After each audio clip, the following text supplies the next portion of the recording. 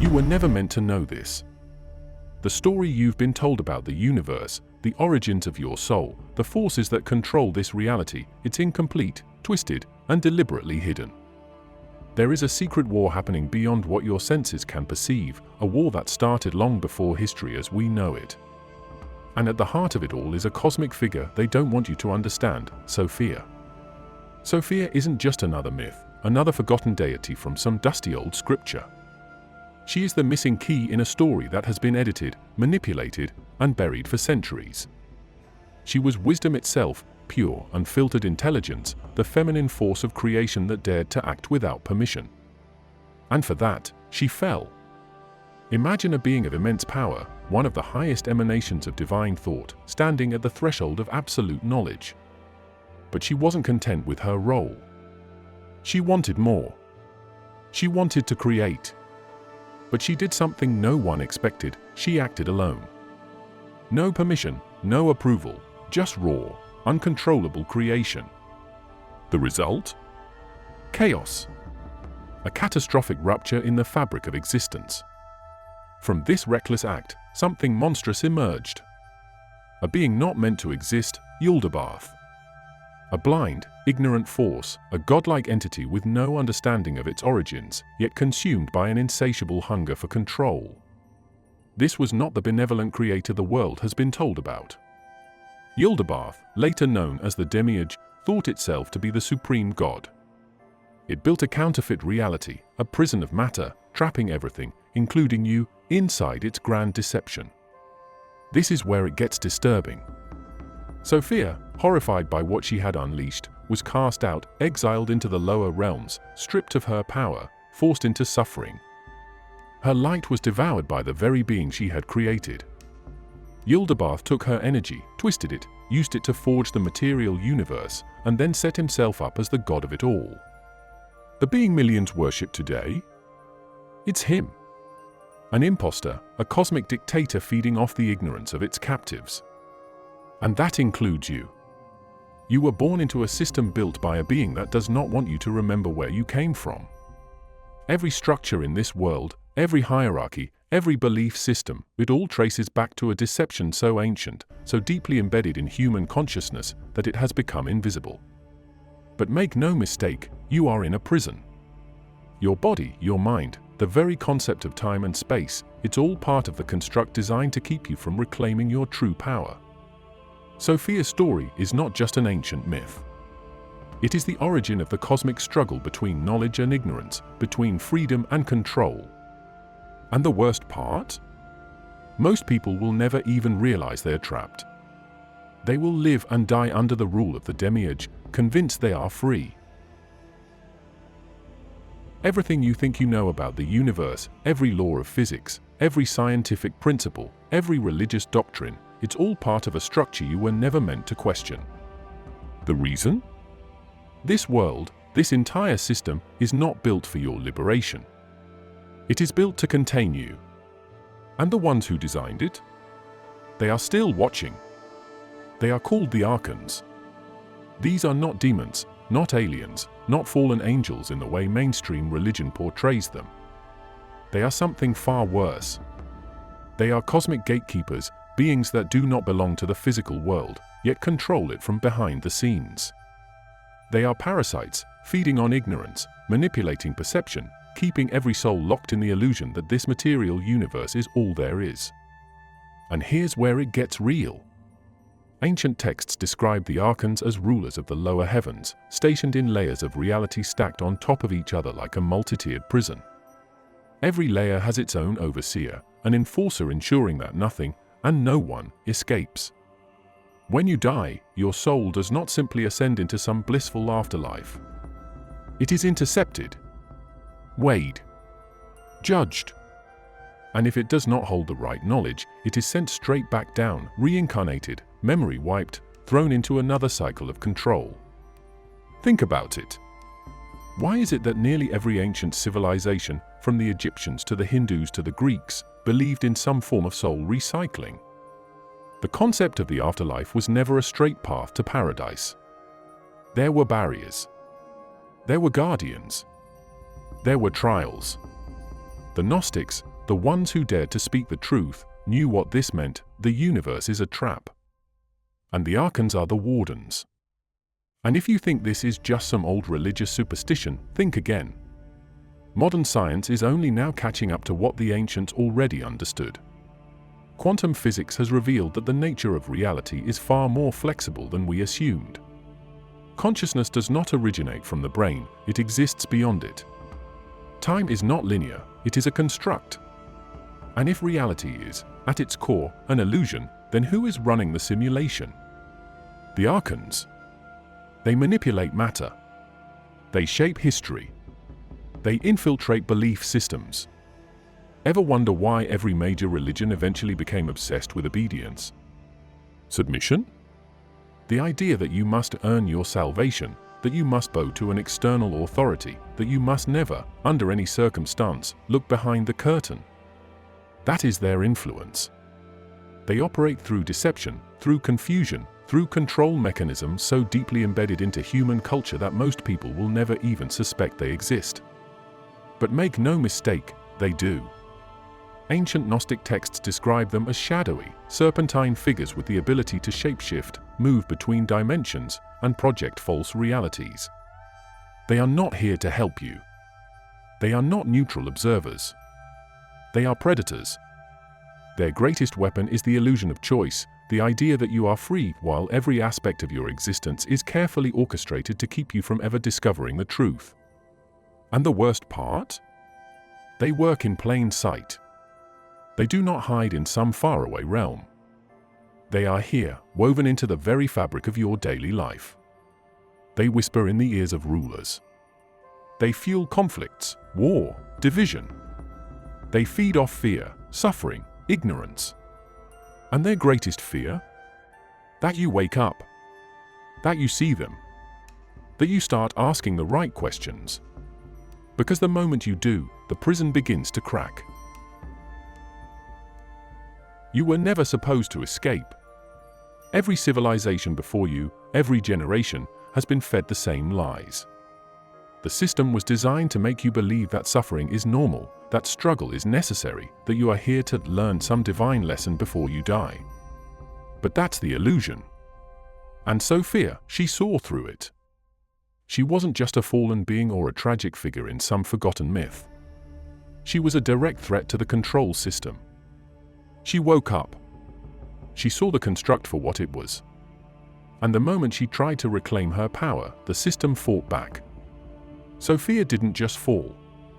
She was trapped, isolated, forced into a reality she never intended to create. And the prison she found herself in? It was designed to break her. According to the ancient Gnostic texts, the lower realms weren't just chaotic voids of suffering. They were structured, engineered, controlled by forces that wanted to keep her weak. The moment she realized her mistake, creating Yaldabaoth without the approval of the divine source, she was attacked.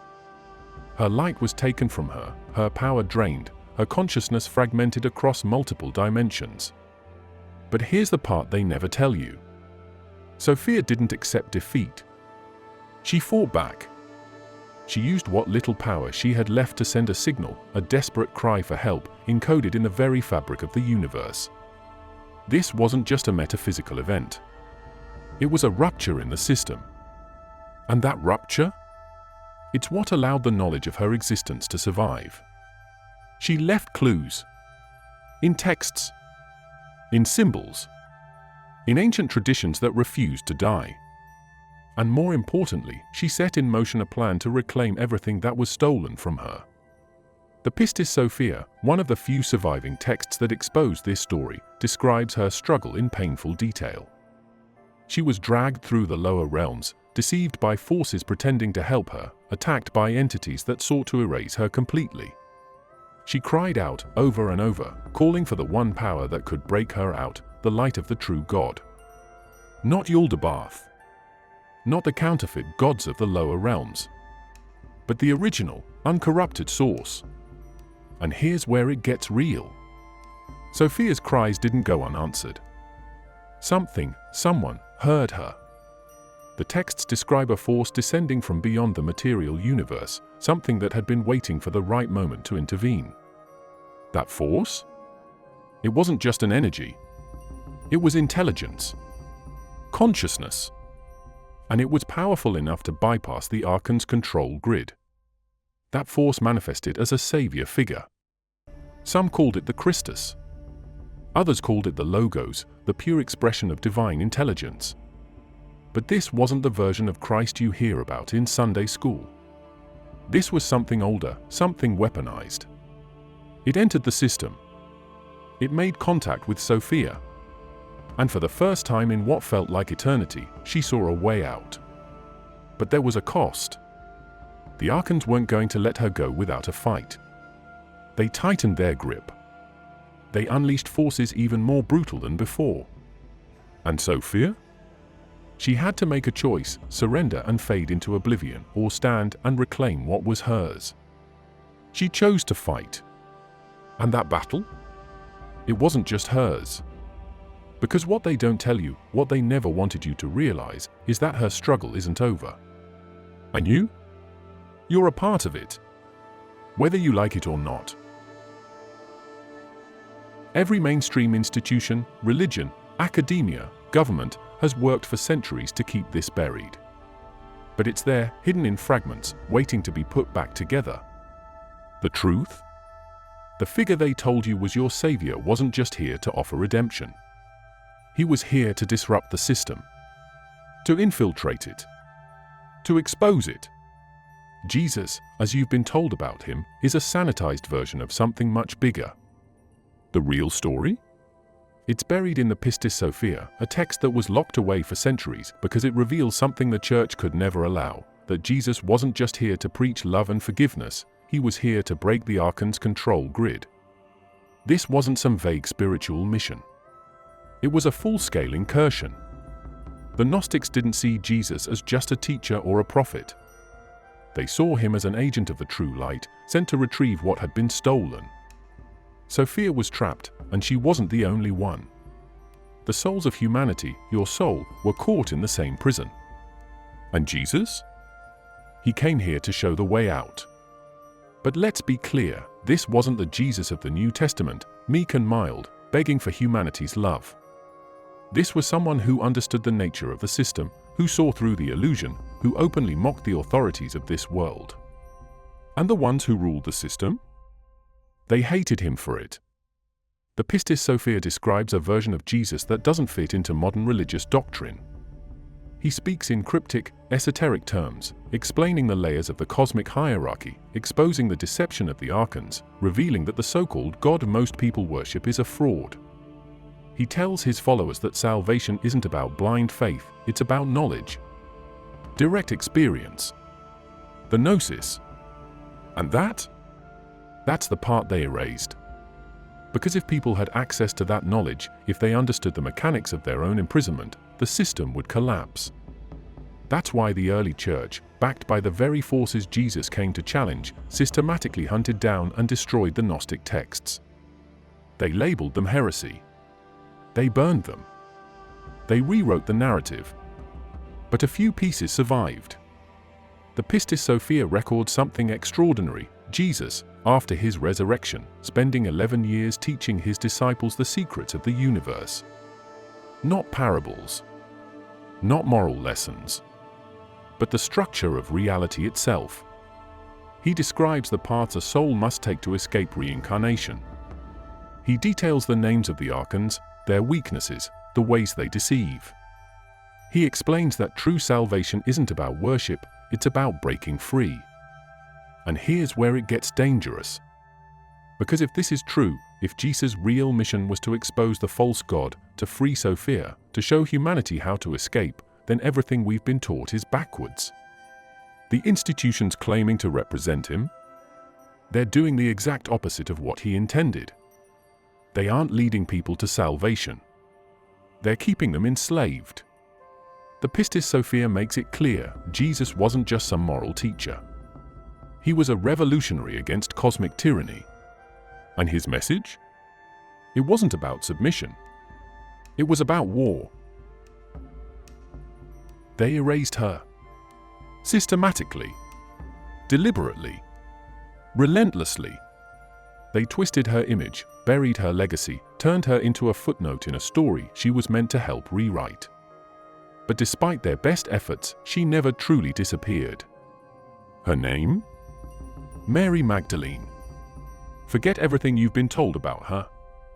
The passive disciple. The former prostitute. The woman whose greatest achievement was crying at Jesus' feet. That version? A fabrication. A smear campaign orchestrated by the same forces that have rewritten history over and over again. Because in the original accounts, in the texts they tried to destroy, Mary Magdalene was far more than a follower. She was a threat. The Pistis Sophia describes her as Jesus' closest disciple, the one who understood his teachings better than anyone else. She wasn't just listening, she was challenging him, asking the deepest, most complex questions, proving herself over and over as someone who got it. The other disciples? They resented her. Not because she was a woman, but because she was ahead of them. She wasn't just learning, she was remembering. And that was dangerous. Because knowledge in the wrong hands is a liability. But in the right hands? It's power. And Mary had power. So much so that, according to the Gnostic texts, Jesus trusted her with secrets that he didn't even reveal to the others. He gave her knowledge about the soul's journey, the false rulers of the world, the true nature of the divine. He spoke to her about things that terrified the other disciples, concepts so radical that they couldn't comprehend them. That's why they hated her. That's why, in the surviving texts, you see constant arguments between Mary and the male disciples, particularly Peter. Every time she speaks, every time she shares the deeper knowledge that Jesus entrusted to her, she's met with doubt, dismissal, resentment. Peter even says outright, did he really speak privately with a woman and not openly to us? Are we to turn around and listen to her? Did he prefer her to us? The insecurity is obvious. And the pattern? Predictable. Mary Magdalene was never meant to lead. The system couldn't allow it. So they erased her. After Jesus' departure, after the early followers began to spread his message, there was a moment, a brief, pivotal moment, where the movement could have gone in a different direction. A direction based on direct knowledge, on spiritual liberation, on breaking free from the control system. But that version of Christianity? It was a threat to the establishment. It didn't serve the agenda. So the church did what it always does. It rewrote history. They pushed Mary to the margins. They slandered her. They turned her into a prostitute, despite zero evidence for that claim. They reduced her role, silenced her voice, cut out every reference to her real status. Because if people knew the truth, if they understood that Jesus' closest disciple was a woman, that she held deeper knowledge than even Peter, that she was meant to carry forward the true teachings, it would have changed everything. And even now, centuries later, with only fragments of the truth remaining, her presence still threatens the system. Because no matter how much they try to erase her, no matter how many lies they tell, the truth doesn't die. The system was never going to let you walk away. You think you can just wake up, realize the truth, and leave? That's not how this works. The forces that run this reality, the Archons, the rulers of the material world, don't operate on brute force. They operate on control, on deception, on spiritual warfare. And they have tools. Tools that have kept you, and billions before you, trapped. This is where it gets serious. You don't escape just because you want to. The way out requires knowledge, not belief, not faith, but direct understanding of how the prison is constructed and how to break free. That's why the Pistis Sophia is so dangerous. That's why they try to destroy every trace of it. Because hidden within its teachings are the mechanics of escape. Let's talk about it. The Gnostics weren't mystics sitting in caves, dreaming up metaphors about enlightenment. They were engineers of the soul. They mapped out what happens when you die. They studied the structure of the afterlife, not as a place of rest, but as a battlefield. According to the Pistis Sophia, when you die, you don't just float into paradise. You're intercepted. Your soul, stripped from its body, enters a series of checkpoints, gates ruled by the Archons. And they are waiting. They question you. They test you. They try to trick you. If you don't know what to do, if you haven't prepared, you're sent back. Reincarnated. Memory wiped. Dropped into another life, another body, another cycle of control. You think you're progressing, evolving? No. You're being recycled. The system thrives on ignorance. That's why most souls never escape, because they don't even know there's something to escape from. But the Pistis Sophia describes a way out. Jesus, after his resurrection, didn't just preach morality, he gave his followers the codes to break the cycle. He taught them the names of the Archons, the specific words to use to bypass their deceptions, the rituals, the steps, the exact process to avoid reincarnation. This wasn't a religious ceremony. It was a hacking sequence, a method to override the system. And here's where it gets even crazier. In the Pistis Sophia, Jesus warns his followers that the churches will never teach this. They will distort his words, bury his real message, and replace it with submission. Why? Because the churches were hijacked. They became part of the control mechanism. Instead of teaching people to break free, they programmed them to obey, to worship the very forces that enslave them. The Gnostics fought back. They held secret rites, taught their followers how to navigate the afterlife, how to recognize the Archons, how to resist their tricks. They prepared their souls for war. And the system? It hunted them down. Every empire, every religious institution aligned itself against them. The Gnostic texts were burned. Their followers were slaughtered. Their knowledge was branded as heresy. Because if even a small number of people knew the truth, if they could actually escape, the entire system would collapse. And here's the part that should terrify you: that war? It never ended. It's still happening. The system still operates. The gates are still there. The traps are still in place. The system is rigged against you. You already know that. You've seen it in every structure of power, in every institution designed to keep you obedient, distracted, and afraid. But what you haven't been told is that this isn't just happening on Earth. This is happening across multiple dimensions. You don't just fight oppression here. You fight it everywhere. Because the moment you try to break free, whether in this life or the next, you will be tested. And these tests are brutal. The Pistis Sophia describes them in detail. The checkpoints, the barriers, the forces that stand between you and your escape. You don't just ascend out of this prison when you die. You have to fight your way out. And the ones waiting for you?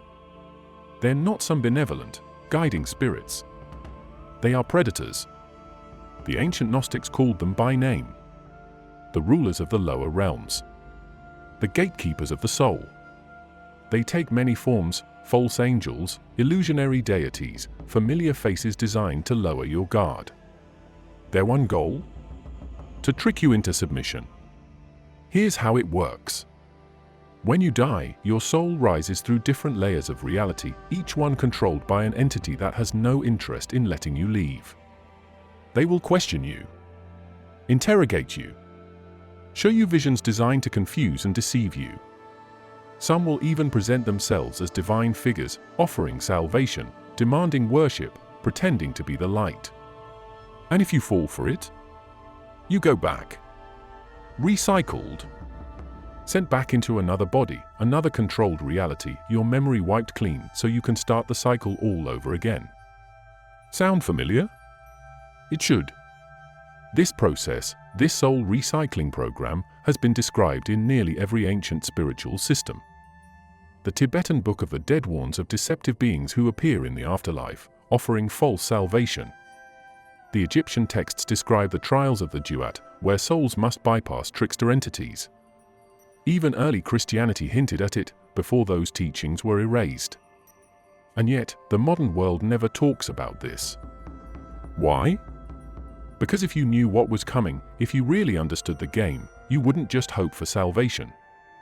You'd prepare for war. And that is the last thing they want. The Gnostics knew the only way out was through knowledge. Not blind faith. Not obedience. But direct, experimental knowledge of the cosmic system and how to navigate it. That's why they were hunted down. That's why their texts were burned. Because their teachings weren't about worshipping a god. They were about escaping the gods. So what do you do when you reach that moment? You need to know the signs. The traps. The manipulation tactics. If you see a being telling you to follow the light without questioning, doubt it. If a voice tells you to surrender, to merge, to let go, question it. If a figure presents itself as your savior, demanding your loyalty, challenge it. Because here's the truth, no real force of light will demand your submission. No true higher being will manipulate you into staying in the system. You've made it this far. That alone is dangerous. Because now, you see the system for what it is. The deception. The control. The forces that have spent eons keeping you blind, looping you through a cycle designed to extract your energy, your obedience, your very existence. But if you think they're just going to let you walk away, you're not paying attention. The moment you start questioning reality, the moment you even entertain the idea that the world is not what you were told, you become a problem. Not to governments. Not to religions. To something much bigger. Because everything you've ever known is rigged. It's not just that history was rewritten. It's not just that ancient knowledge was destroyed. It's that even now, in this very moment, the system is actively working to keep you in line. And it's not just about deception. It's about suppression. Look around. Every major institution, media, politics, science, religion, what do they all have in common? They control the flow of information. They dictate what you can and cannot question. They decide what is real and what is a conspiracy. They keep you locked into a narrow perception of reality because if you ever broke out of it, if you ever truly remembered what you are, this entire illusion would shatter. And that is their greatest fear. Because here's what they don't want you to know. Everything in this reality, every rule, every limitation, every belief system that tells you what is and isn't possible, was put there to keep you from realizing your true power. The moment you start looking beyond the veil, you begin to break their control. You start rewriting the script. And once that happens, they can't stop you. That's why they fight so hard to keep you asleep. The Gnostics knew this.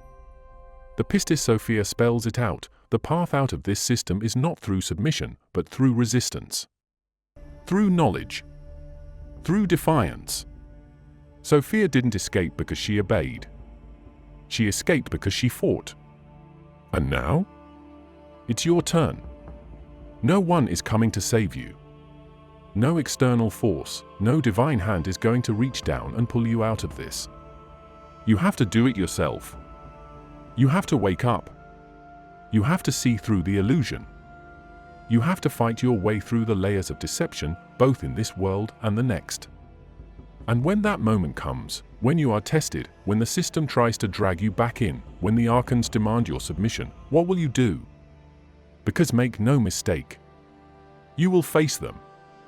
And the only thing that will matter in that moment is whether you remember the truth. Because if you do, if you refuse to be controlled, if you reject the illusion, if you take back what was stolen from you, then you win. And if enough people do the same, the system falls. For good. Thank you for watching.